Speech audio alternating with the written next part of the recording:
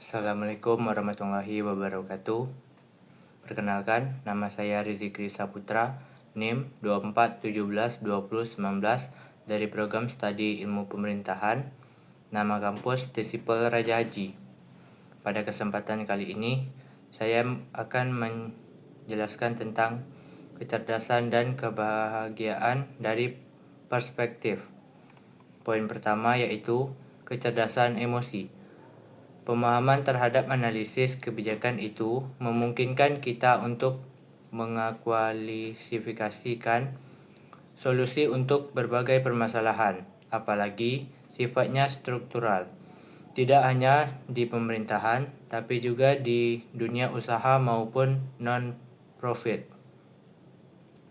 Semuanya adalah lulusan jurusan kebijakan publik. Anak-anak muda sekarang lebih suka melihat TikTok daripada membaca buku. Sebetulnya, kalau kita berbicara mengenai baca buku penting atau enggak penting bagi manusia. Tapi bagi manusia yang mendalami ilmu pengetahuan penting. Kalau kita mengatakan secara general, mari kita membaca buku. Tapi tidak semua orang harus baca buku, tergantung maunya kemana. Jadi tidak semua orang disuruh baca buku.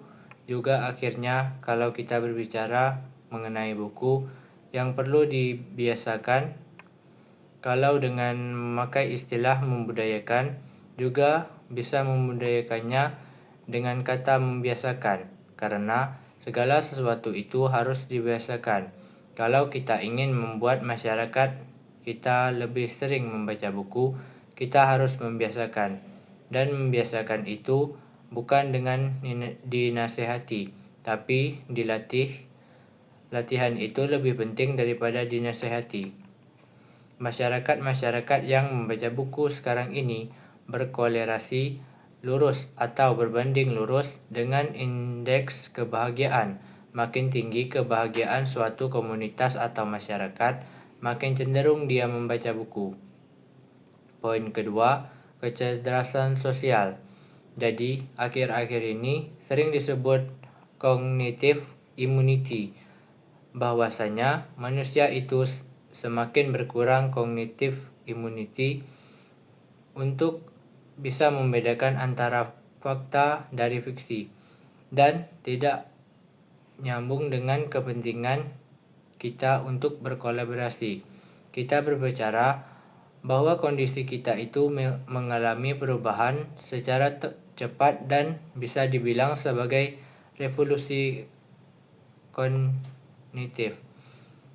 Yang pertama, karena kita mempunyai kemampuan berbahasa, kita mengembangkan bahasa sehingga kita bisa bekerja sama. Jadi, revolusi kognitif pertama karena kita berbicara dengan menghasilkan tata krama, menghasilkan fiksi. Sebetulnya, pemimpin tidak bisa menjadi pemimpin tanpa adanya fiksi antara orang yang tidak paham pengetahuan dengan orang yang sangat paham pengetahuan.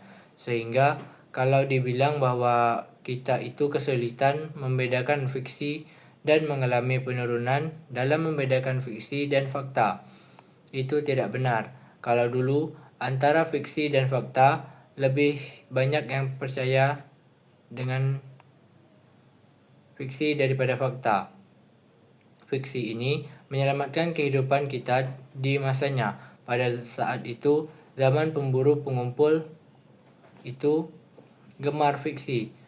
Itu lebih gampang bisa hidup daripada yang gemar fakta. Sementara sekarang ini mengganggu ikatan kelompok. Realitas intersubjektif. Dari revolusi kognitif pada bahasa, kemudian kognisi kita berubah pada saat revolusi agraria. Kemudian pada saat revolusi industri, kognitif kita berubah lagi.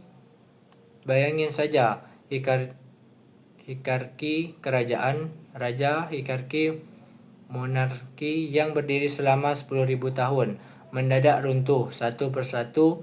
Teknologi semakin pesat, kecepatan dan akselerasi kecepatan inovasinya terus.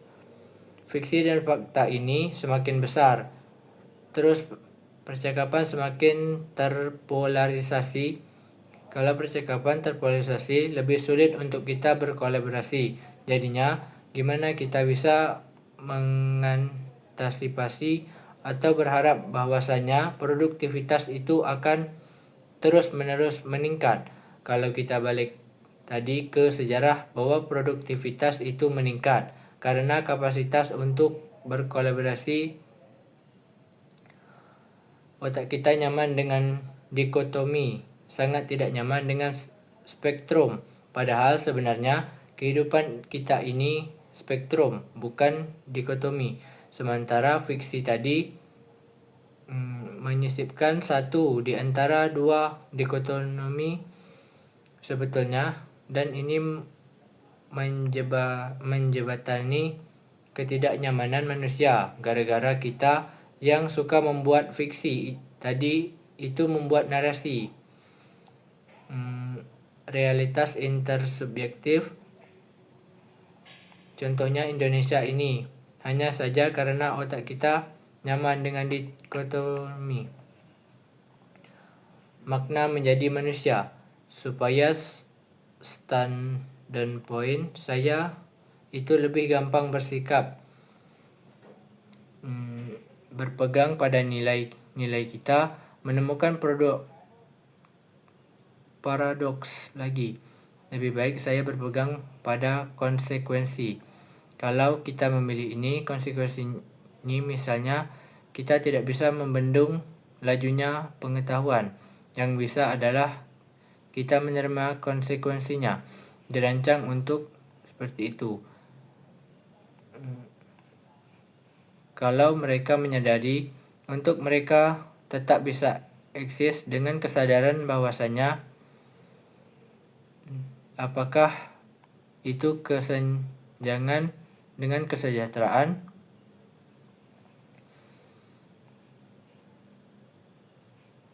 Bahwasanya kecerdasan emosional ini lebih dibutuhkan untuk menyatukan agar kita paham kemanusiaan ini adalah yang dianggap lebih bijaksana. Bijaksana ini yang merupakan hasil dari kecerdasan emosional. Kebijaksanaan itu seringkali membuat akhirnya kita memilih untuk mengorbankan banyak hal untuk kita sendiri.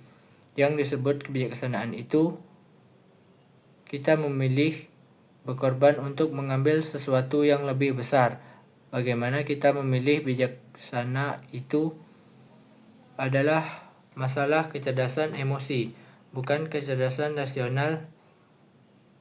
Jadi yang kita perlukan itu adalah bagaimana rasionalitas. Kita tidak perlu sering dibajak oleh emosi. Itu yang namanya kecerdasan emosional, karena tubuh kita itu dirancang untuk emosi. Cara berpikir menghadapi entropi. Seperti tadi itu, secara tidak langsung, orang Indonesia yang datang ke sana karena dia melakukan hal yang biasanya dia lakukan, dan dia tidak merasa bahwa itu merugikan dia. Kalau kita melakukannya, variabel-variabel kebiasaan terutama tadi itu, empati tadi yang merupakan variabel utama dari kecerdasan emosi, menghasilkan community atau komunitas yang bahagia. Dia lebih produktif, lebih gampang diajak bekerja sama. Itu yang pada akhirnya meminimalkan kemungkinan bisa dibilang tidak terjadi putar saja. Jadi sebetulnya kita sudah paham bahwa namanya depresi itu